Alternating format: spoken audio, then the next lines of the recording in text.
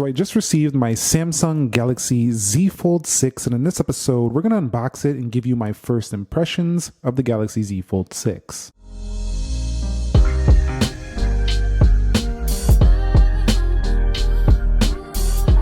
So what is up, guys? Nick here, helping you to master your technology. Galaxy Z Fold 6 is now here on the channel in the online exclusive white color option. This thing retails for $18.99. Samsung's throwing in crazy trade-in values as usual, but that's usually only if you're trading in a Samsung Galaxy Z Fold or a S24 Ultra, something high-end. You're going to get the ridiculously high trade-in values. And you can also get this in a black carbon color option as well. They have that. They also have it in pink, silver shadow, and navy. You can see same old, black Samsung box. What else is new? It's like the same thing every year. So, I mean, it's nothing too special here. Samsung Galaxy Z Fold 6 in the box, USB-C to USB-C. Quick start guides. Let's just go in. I actually already ripped off the tabs because I'm not going to waste your time here. You can see right here. There you go. I did go with the white color option. I'm getting tired of, bland black phones. They're just kind of boring to me. So I wanted to go with this exclusive white color that came out here. And you can see right there, looks pretty nice. Let's go ahead and peel this off. That was pretty satisfying if I'm being honest with you. But if you've never unboxed a Samsung Galaxy Z line or an S line before, it is a pretty premium experience. And I do like the black boxes. And just something I wanted to point out, they did do that with the iPhone Pros back in the day. It just gives it kind of a boss status feel. I don't know how to describe it. Anyway, let's go ahead and take a look at this new display on the inner as well. You can see it's a lot more squared looking here for the Samsung Galaxy Z Fold 6 versus before. Even on the front, it's more squared here. You can see around the body right there, definitely more squared. You can see on the left, we do have the hinge, says Samsung right there in silver. At the bottom, USB-C port, microphone, and then you can see one up here as well, matching that at the top. Fully shuts now. There's no gaps, nothing like that. And you'll see they also changed the camera lenses right there. They're like these big circles around what is pretty similar in terms of the resolution and megapixels and all that in terms of the specs. We'll talk more about that later. We have our power button right here that doubles as a fingerprint sensor, and we have our volume rockers.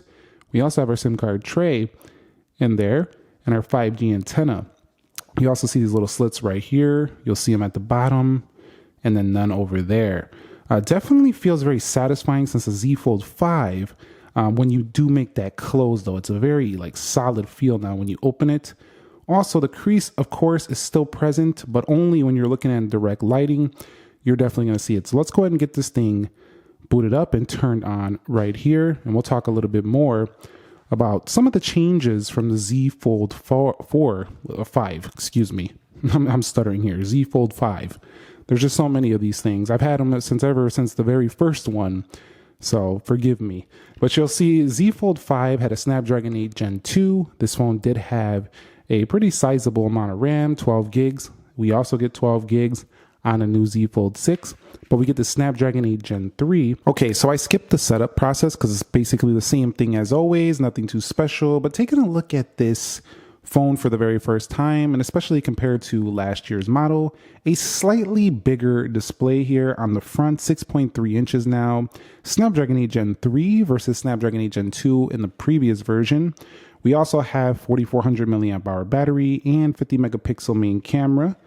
And then you'll also see on the inside, the UDC under display camera did carry over from the previous edition, but it's just much more of a boxy look now, a little bit of a bigger inner display kind of feel, even though it measures the same.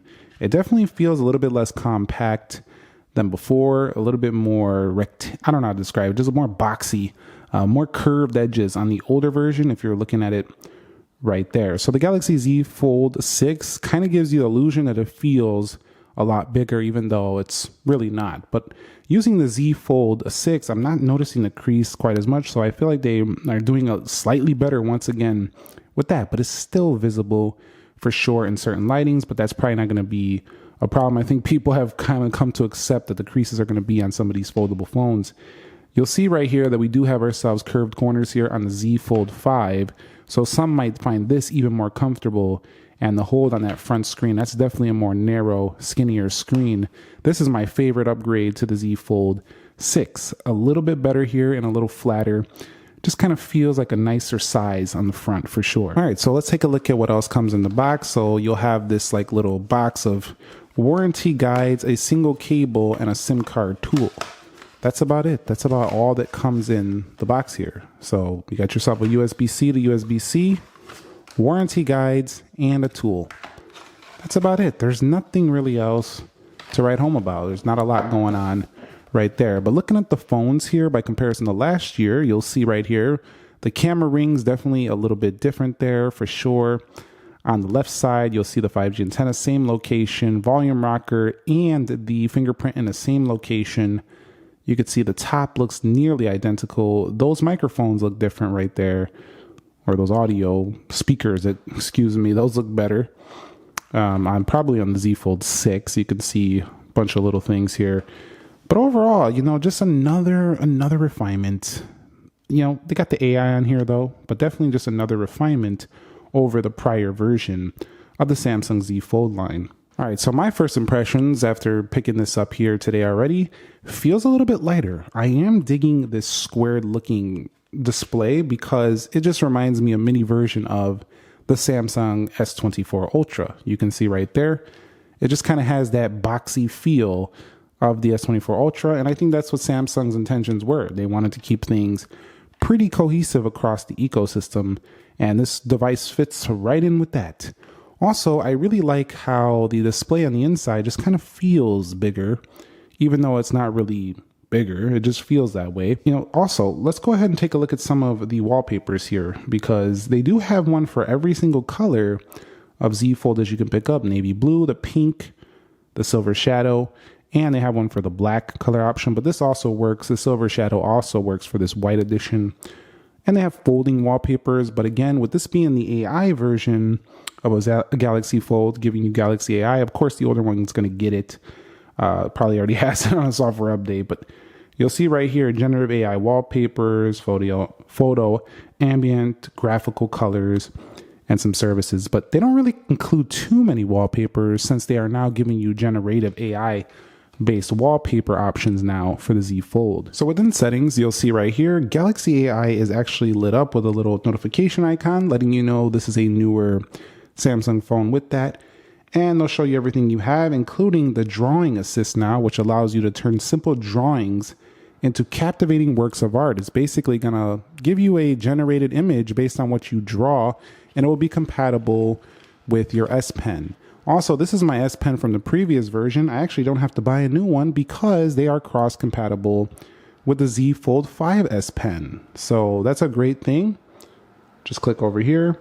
You'll see right here, the S Pen thing will pop up. And I actually prefer, you know, writing notes and stuff on this phone over like the S24 Ultra just because it has more space. The only problem I don't like is that this phone doesn't have anywhere to put it besides on a Samsung Galaxy case. I wish this can go right in the phone itself. And also, this Z Fold still does not support the S Pen on the home screen, which I know is not going to be super useful. You're not going to be able to draw big things here or write big notes because it's so small, but it just would be cool. And I think it would be really nice to just kind of navigate the front screen with the pen. Just use it as a stylo tool, something like that. And I'm sure you could buy a cheap one that would probably work just fine, but that's not going to be as in-depth as Samsung's version of this. But you'll see right here, sketch to image is a new feature here. And I'm going to try that out before I do a full comprehensive look at that. But definitely, it's been pretty cool to see that we're seeing some nice enhancements with the Galaxy AI now make its way to the Galaxy Z Fold. Something else I wanted to state is that this phone does have that same thing that the S24 line had, where Samsung is making the display a lot more toned down, a lot more natural looking. The Galaxy Z Fold 5 actually looks a little more vivid on the color saturation. I feel like it just looks more punchy, the colors. So if you're into the more vivid, saturated Samsung look, they toned it down even here on the Z Fold 6 versus last year. However, you can go ahead and just click vivid and it punches it up a little bit. But it still, to me, looks kind of less vivid than last year. I don't know how to describe it. That's the first impressions I'm seeing by looking at this versus this. However, it's still more vivid than, like, I would say, like a lot of other competing phones, like iPhone, for example. Those phones tend to kind of make it more natural looking all the time. So Samsung's still leading there, but it just doesn't have that very saturated, punchy look that you're used to seeing in the store shelves. Oh my goodness, look at this Samsung phone. It doesn't have that right here. This feels like they're making this more color accurate than before. So we also have these nice battery settings like you'll find on Galaxy tablets, Galaxy books, and you'll find on other Galaxy phones, like the ability to have battery protection here in One UI to save that battery to make it last a little bit longer. Also, with 12 gigs of RAM, I think they should have went to 16, as other phones are starting to get 16. The OnePlus Open has 16. Maybe the Pixel Pro that's coming will have 16. I'm not sure just yet on that. We can't confirm. We did see our first look at it, but we'll confirm the full specs when it's official. But this phone staying with the 12 gigs, it's plenty enough. It's plenty enough. It's probably not going to slow you down, but I would have liked to have 16 on here. So yeah, a couple other things. This actually gets a IP rating. Still not a dust-proof phone though. It's still not going to be a waterproof phone, nothing like that. It still has those durability concerns. So this is still not one I would say be super rough on, even though it feels much more refined than ever before and probably can take more of a beating than older folds for sure. It's definitely more durable. It's still not Galaxy S-line durable just yet. So definitely not there quite yet. So let's go ahead and check out these cameras, and I'll go ahead and flip it around. And so far, they're looking kind of like last year's cameras so far. I mean, 30x zoom, 30x zoom. I mean, I'll take them out and try them out, but just on first impressions, they kind of look like last year's or even like a Galaxy S24, just their base level cameras on here. Nothing like the S24 Ultra, which is going to be a much further zoom, but you're still going to retain all of the cool Samsung features like Expert RAW, Pro Video, Food Mode, Portrait Video. But again, I can't really give it a full statement. This is, again, just a first impressions. I got to really take this out, and then I'll give you my final thoughts on this. Just my first impressions, looking pretty similar. Of course, you still have those cool features where if you turn the camera around, you can go ahead and use this cover preview screen like this. You can use the rear cameras to take photos. That is pretty awesome. If I'm being honest with you, this is one of the coolest parts of the Z Fold, giving you these really high quality selfies by using the rear cameras right here. Let's go ahead and close that up. And you can see that's one of the things I'm liking about the Z Fold 6 as well. Definitely feels very solid on the hinge. Although over time, the more you do that, it definitely loosens a little bit. But when you first pull this thing out of the box, it feels super sturdy. Quite nice. Also, I have to mention, with that UDC camera, it still doesn't look great. So let me go ahead and show you what I mean. So let's take a photo here.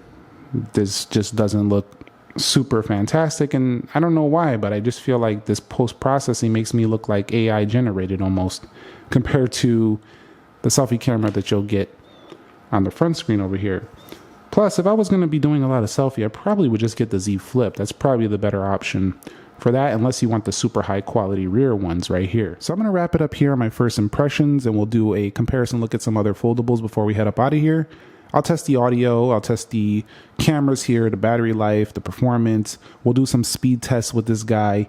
But let's just give you some close-up looks so you can get a better idea of what you're getting here. I do like to do this for those people who just can't go to the store at the moment, or they don't have a store in the area. They want to see exactly what this phone looks like. So you could see, very nice. This is the white color option. Let's get a close-up on the camera right there. There you go. That's what you can expect. And then on the left side, you'll see a few buttons right there. Let me bring it down. Bring it back to the bottom. Close up on the hinge mechanism right there. Very nice. Let's go ahead and bring it around here. You'll see the Samsung logo right there up at the top. Let's back it out some, open it up. Here we go. And let's go ahead and get a close up here of the hinges down here. You can see they still show where it folds right there. Bezels very thin, of course. And then there's a top one as well. And then let's go ahead and show you that there is a screen protector on here. Do not rip this off, whatever you do. You can see that little separation between the bezels. Let me try to get in the light. That little separation right there between the bezels, there is a screen protector on there. So do keep that in mind. Let's go ahead now and take a look at this comparatively to some other foldables. We already looked at the Z Fold 4 here. You'll see a much more curved look here on the edges on the older model, but generally a pretty similar phone here. But you are getting a really high discount trade-in on the Z Fold 5. We're looking at like a ridiculous like $1,200 on that thing. That's why I'm going to stick with this trade-in deal here. Let's take a look at my favorite foldable phone, and I don't know if Samsung can beat this. I still think the OnePlus might retain its crown for me as my favorite foldable due to its wider front display still. Let's go ahead and take a look at the edges here. You can see pretty similar design on the sides there. Much bigger camera bulge. I'm not a huge fan of that on the OnePlus versus the Samsung look. But you'll see here on the back, the OnePlus definitely feels like a little bit more to carry here. The Z Fold feeling a lot lighter, more practical with that. But a larger inner screen here on the OnePlus Open. Also with that camera not being under display, you get a little bit better quality. But this difference is not substantial. You can see because of the way they changed the aspect on the Galaxy Z Fold 5. So pretty cool. I also like how the Z Fold 5 can have its own like software on the inside of that folding mechanism. And then when you go on the front screens, it can have different apps set up there. I like how it switches like that. That's more versatile to me. And we'll take a look at the Pixel Fold, which is quite old at this point, and it will be getting updated to the Pixel 9 Pro Fold coming soon. So yeah, that's something to look at though. Definitely a more passport-like feel, shorter, wider front screen, but the inner display has much chunkier bezels. But still a really great experience, even though that Pixel Fold was the first edition. Definitely a good experience.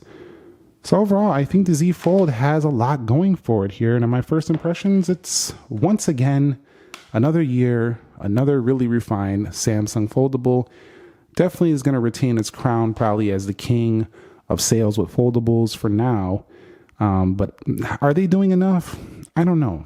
You know, the only real reason I'm doing the trade-in is because of the massive amount they're giving me for the Z Fold 5. If they weren't, I probably wouldn't pay full retail for this. So I think they need to do a little bit more. Bigger screen, please, on the front still. This is a little bit bigger, but it's not massively bigger. The inner screen looks great, though. They did an excellent job there. The AI stuff looks fun. And the overall phone, I think, is going to be a joy to use. But I think they can still do a little bit more. Improve the cameras, probably improve the battery life, as always. And put the S Pen compatibility on the front screen and inside the body, please. Thank you very much. That's going to wrap it up here for me. Let me know what you want to see on the Galaxy Z Fold 6 going forward. You want to see some speed tests, comparisons, reviews. Let me know. I'm going to be test driving this. I already put my main Android SIM in here. So I'll catch you on the next episode. In full transparency, nobody sent me this phone. I paid my full or earned cash on this phone just to review it for you guys mostly. So I'll catch you on the next one. Nick here. Be sure to be well. And peace.